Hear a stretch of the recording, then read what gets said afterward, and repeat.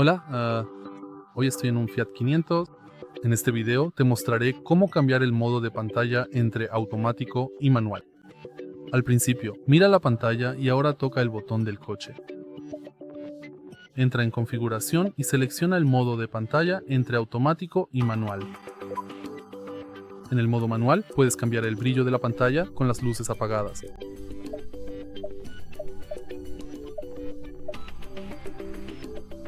Configura el tema, las unidades, el sonido táctil de la pantalla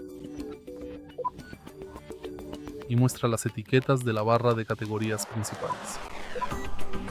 En automático, solo puedes cambiar estas configuraciones aquí mismo. Si te ha resultado útil este video, por favor deja un like, comenta y suscríbete.